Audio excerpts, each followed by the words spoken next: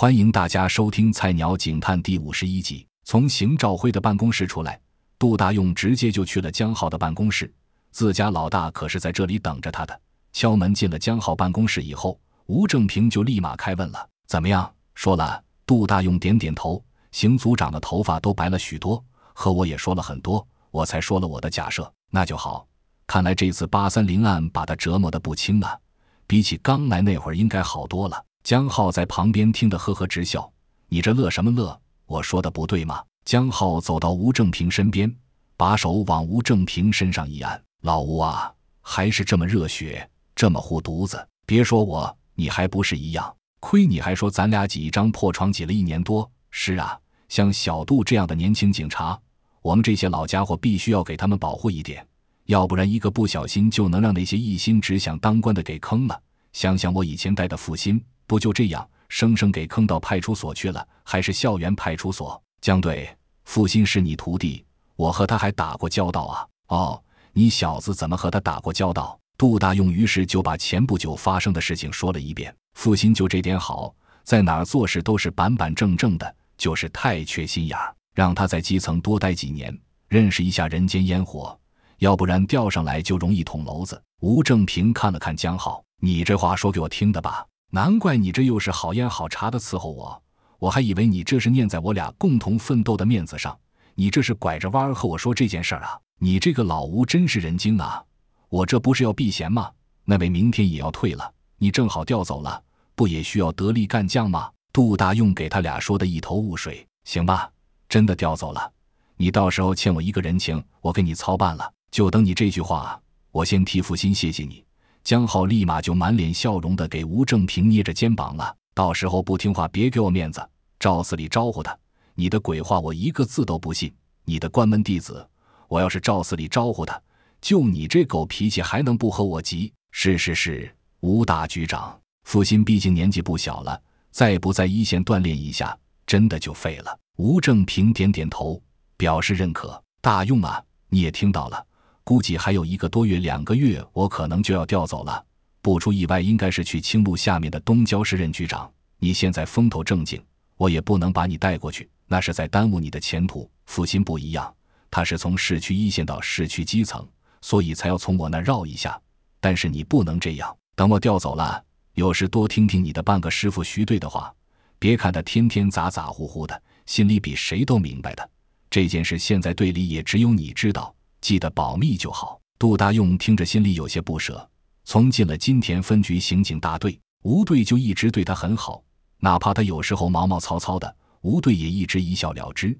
对于系统里面的一些别窍，也是对他毫无保留的言传身教，在各种场合都是想办法给他保护和关照。吴队，就算你调走了，以后还是我的吴队，就算你以后当了局长，也还是我的吴队。我在刑警队，徐队算是我半个师傅，那半个师傅就是你。你俩别在我的办公室里这么煽情啊，要煽情也回你们自己的大队去煽情。吴正平捶了一下江浩，你的关门弟子以后还要我照顾的，你在这埋汰我，我到时候给你徒弟穿小鞋。老吴，你尽管让他穿，就那个贱皮子不给他穿，他都不知道天高地厚的。杜大用看着这2个老友嬉笑打骂，心里也是羡慕的紧啊。回到队里，除了甘长征在队里，其他人全部出去走访调查去了。甘师傅、常敏跟谁一起出去的？和李萌一起走的。这小丫头也是个好刑警苗子，一刻都不想让自己休息，和天航早晨跑了一趟，回来以后就跟着李萌又出去了。去李田那边怎么样？有没有收获？反正该说的都说了，不过邢组长正在汇报，具体的情况估计到下午时候才能知道。大用啊，我看完卷宗以后，对你的想法很赞成，但是我也考虑到一点，就是这2个犯罪嫌疑人应该真的有当过兵的可能。杜大用知道这些老刑警都有自己的看家本领的。甘师傅，你说说，我也查了李田那边的案情通报，里面有个细节很重要，你知道拿毛巾堵人嘴巴的时候还不被吐出来有多难吗？不是随便拿1块毛巾就能堵得住的。别看电影或者电视上动不动堵人家嘴就没办法说话了，也没办法吐出来，这个其实很不容易做到的。布有多大，塞到什么位置，既不能让被堵的人产生窒息，还能不被吐出来，不容易的。所以我认为这2个犯罪嫌疑人里面最起码有一个是可能真的当过兵的，而且肯定不是普通兵种。杜大用给甘长征说的一愣一愣的，然后让甘师傅试了一下，果然还真的不是那么容易的。人家甘师傅以前也是当兵的呀，去过南越的。不仅仅这样，你看看这捆绑的痕迹，分明就是军队里面的捆法，这也是我判断的最大依据。这种捆法，被捆住的人很难挣脱不说，而且人体动弹的程度会大幅度降低。甘长征把电脑里面的照片给杜大用看，不过杜大用不知道啊，看半天也没看出来什么地方不对。这种捆法一般只有特种部队或者突击侦察部队里面的兵才会，就连普通的兵都不会这些。甘师傅，你以前是这种部队的？不是，我们排长是的，不过那时候我也是侦察连的，排长是突击侦察部队转过来的，那时候和我们露过一手，后来我们就吵着要学，排长就教了我们一些皮毛。真看不出来呀，甘师傅，你才是真正的深藏不露啊！我那都是过去了，现在是和平年代了，我那时候学的基本没用了，现在破案还是要靠先进的仪器，打破常规的思维方式，这些我们这批人已经跟不上了。甘师傅，你太谦虚了，我马上向专案组汇报这个情况，你说的这个真的非常重要。杜大用说完就掏出手机给邢兆辉打过去了。邢兆辉这时候正在郭副局长办公室呢。你觉得那个杜大用的假设非常有可能，一旦方向错了，真的会耽误侦破工作的。崔副省在你刚来的时候就对我说了你的情况，我毕竟是他的老部下，他让我多照顾照顾你。上次830案件我也知道难度大，依然点了你的将，这次我为什么还点你的将，就是希望你能吸取830案件中的教训，在这件案子里面重新振作起来。邢兆辉深深地吸了一口气，郭局，我还是觉得杜大用的假设是具备很大的可能性的。还准备说些什么的时候，手机突然响了，一看是杜大用打过来的，立即就接了起来。小杜，有事？什么？好的，我知道了，这个情况很重要，更加证明了你的假设是大有可能的。好，你下午再来一趟，见面再谈，再见。邢兆辉接完电话，拳头用力地捏了捏。怎么了？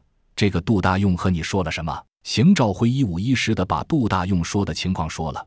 郭副局长听完，这才重重点了点头。你去写报告，我来签字，我也没几年就退了，先给你顶着，看看杜大用这个小家伙能给我们带来什么惊喜。邢兆辉站起来朝着郭副局长敬了一个礼，谢谢郭局，不矫情了，赶紧去写报告，写完我来签字，我马上把市南分局的局长和大队长都叫过来，你到时候也来一下。是，那我先去了，赶紧去吧。邢兆辉这时候突然就像回到了年轻的时候，急急忙忙的就出去了，看得郭副局长头直摇。下午时候，整个专案组按照杜大用的假设开始全力的运转起来。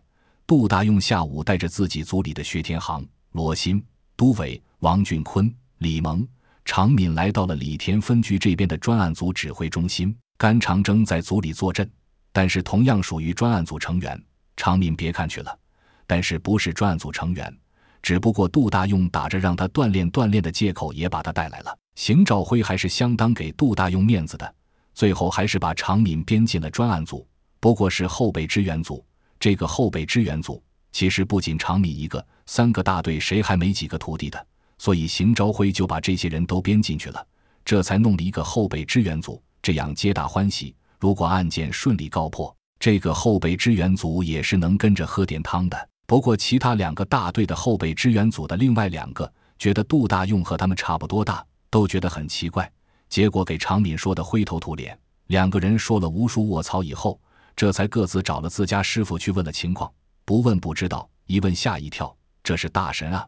这下常敏一下就在这个后备支援组里面抖了起来，本身就长得还行，顿时鹤立鸡群。结果到了吃晚饭的时候，就给杜大用批得恨不得钻地缝了。就这样过了2天，李田和金田两边排查力度和晚间巡逻力度都加大了，但是市南那边是内紧外松，表面上完全看不出来和平常有什么不对。市南区长河路2侧都是城中村，而且都是大型的城中村，两边包括本地人和外来人口将近13万人。夜间1点，风雨同行夜总会的灯终于关了。宋小雅，本名宋丽丽，今天的收入不错，挣了有400块，加上自己前面存的钱，明天就可以去买新款三星了。这可是最近一直心心念的手机。和他一起下班的小姐妹让他一起去吃宵夜，他问了以后就没去了，因为没有小费，那还去啥？今晚早点睡，明天起早买手机。哼着千千阙歌，虽然这粤语唱的不咋地，但是嗓子还挺好。走到自己出租房附近，嗓门还放大了一些唱，但是一拐弯就让人捂住了嘴，歌声戛然而止。1点36分，市局110指挥中心接到报警，市南区城中村发案了。2分钟以后，整个长河路以及左右2个城中村就被全部戒严了，所有从这里出入的各个路口、大巷道全部开始设卡。整个专案组在其他2个区的警察全部向市南区这边汇合，200多名的警力迅速把这里围得水泄不通。辖区派出所和巡防以及协警开始对这里面的大大小小的巷子、小路开始地毯式搜查。邢兆辉这时候在专案组指挥中心第一次露出了笑脸。香樟村是夹在市南区长河路和李田区建设路中间的一个城中村，也是这3个区最大的城中村。香樟村中间的一条叫香樟路的马路把这个村一分为2，也是界限2个区辖管的标志。香樟派出所在这里设卡的3名警察，2名是正式警察，1名是协警。2名正式警察，一个叫张瑞哲32岁，一个叫娄小军46岁，协警叫贺家宝29岁。3个人设卡的地方就在香樟路通往李田区的一个小巷道那里，因为这条小巷道也不是特别靠近市南区的，还不是主要路口，所以最后在这里安排了3名警察在这里设卡。1点50左右，从巷道里面走出2个人，一高一矮，身体瘦削，不过穿着打扮都挺好，都戴着眼镜，看着文质彬彬的。你们俩这么晚在这里干什么？身份证出示一下。张瑞哲有些吃不准这2人是不是犯罪嫌疑人，带着贺家宝就准备上前盘查。娄小军也吃不准这2人是不是犯罪嫌疑人，第一时间并没有掏出手枪。就在张瑞哲和贺家宝靠近2个人的时候，这2个看着文质彬彬的人迅速地启动了。仅仅10秒钟，张瑞哲和贺家宝已经被击倒。等到娄小军想掏枪的时候，已经来不及了。其中一个人已经来到他的面前，左手一个手砍就打掉了娄小军的手枪，再一个肘击，一个摆拳，娄小军就昏迷过去了。随即2个人并没有拿走张瑞哲和娄小军的手枪，直接就出了这个巷道，消失在了夜色之中。2点整，专案组得到消息，上下震惊，立即调取出这个巷道所有的监控，开始查找2名犯罪嫌疑人踪迹。但是由于监控设施的不完全，只在市南区一个监控中发现了2名犯罪嫌疑人的身影，然后就再也追踪不到踪迹了。3名警察因为10分钟就得通过对讲机和专案组联系，但是到了10分钟以后没有联系，专案组联系3人没有回应，就知道问题大了。等附近最快的警员赶到那里，已经有5分钟了。赶到地方的时候，张瑞哲和贺家宝已经醒了，但是娄小军还在昏迷当中。指挥中心立即查询了娄小军最后和指挥中心联系的时间是1点48分，因为当时贺家宝看到2名犯罪嫌疑人的时候，看了一下表，时间刚刚过1点50。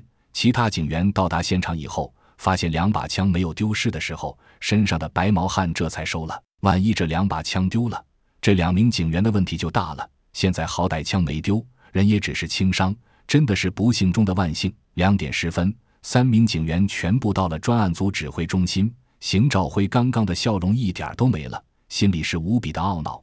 整个指挥中心就像被冰冻的一样，每个人脸上都是寒霜一片。你叫张瑞哲是吧？说说当时的情况。邢兆辉已经压着怒气了，就这样都能感觉到咬牙切齿的感觉。报告邢队。张瑞哲还是敬了一个礼，赶紧说情况，为什么见到嫌疑人不掏枪？邢队，2名嫌疑人穿着很斯文，都戴着眼镜，而且我在路灯下第一眼就发现他们俩皮鞋上很亮，没有气喘吁吁的表现，以为这2个人也许就是住在这里的，没想到判断失误了。看清楚面容了没有？我和贺家宝是向着光的，等到走近的时候，想仔细看看对方容貌的时候，对方已经动手了，而且拳头很重，拳速很快，我和贺家宝都来不及反应，一下就被击中了太阳穴，当场就被打倒了。击倒贺家宝的那个犯罪嫌疑人速度更快，我当时昏迷前的余光看到，贺家宝还没倒地，他就已经冲过去了。后来我才认识到，犯罪嫌疑人对于自己的这一拳有着绝对的信心。娄小军，你呢？先把情况说说，然后去医院。行，对，不用去医院的。我是看到张瑞哲和贺家宝被袭击的时候就开始掏枪了，但是等我打开枪套，刚刚把枪抽出来抬手的时候，击倒贺家宝的那名犯罪嫌疑人已经到了我的面前。他一个左手砍，力量很大，当时枪就给打掉了。然后嫌疑人拉着我的手往他身前一拽，一个肘击打在我的胸口，再把我一松，又一拳击中我的太阳穴，我就昏迷了。后来等我醒来的时候，就被带到指挥中心来了。在场的警察包括邢兆辉和杜大用听完都吞了一口口水。按道理说，派出所的警察这样的操作模式没有一点问题，万一见面就掏枪，在还不能确定嫌疑人的情况下，警察也很容易紧张的，所以他们是2个人上前盘查，1个人在后面警戒。只不过没想到2名犯罪嫌疑人这么生猛。就杜大用自己认为，如果他碰到了，估计结果一个样，应该也是会被击倒睡在地上的。先都去医院吧，看看有没有其他问题。邢兆辉也很无奈，动用了200多名警力，最后还是被犯罪嫌疑人逃之夭夭，心里苦得不行。现在搜索的如何了？已经搜索不到了，看来犯罪嫌疑人应该是做了几个撤离的方案，不过已经派出了警犬，看看有没有收获。说话的是江浩，这时候也是灰头土脸的，虽然他是刑警大队大队长，但是也是李田分局的副局长啊。辖区派出所的警员被这样羞辱，实在面子上过不去啊。小杜，你怎么看？杜大用差点给问懵住了。我往哪儿看？邢组长，你也太看得起我杜大用了。邢组长，我觉得甘师傅说的话是正确的，这2名犯罪嫌疑人应该确定是当过兵的，而且身手非常了得，就是我在那里，估计和那几个警员的下场应该也差不多。邢兆辉听完杜大用的话，也知道这时候大家都有点接受不了这个结果，但是事实就是犯罪嫌疑人在包围圈里跑了，说明杜大用的假设是成立的。那么他们在谋划什么呢？为什么有取枪的机会也放弃了拿走枪支的机会？邢兆辉在想，杜大用也在想，不过现在只能认为这2名犯罪嫌疑人不想杀人，或者对于他们来说枪支不重要，再或者他们本身就有枪支，对于警枪的威力不屑一顾。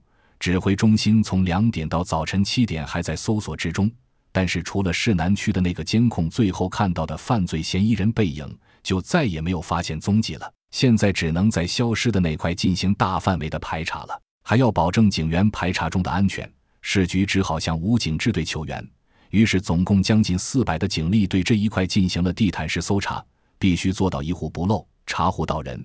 这时候不管谁进了指挥中心，就会发现整个指挥中心的警察眼睛都是通红的，充满了血丝。这几天连续高强度的排查，虽然让整个排查都有序进行，分毫不差，但是这是所有警察牺牲了大部分的睡眠时间换来的。邢兆辉这几天也就睡了8个小时，所以能看出来排查的力度有多大，整个市南区的内紧外松的布防是有多么的熬人。好了，今天的故事就先讲到这里，欲知案情后续如何，且听我明日继续。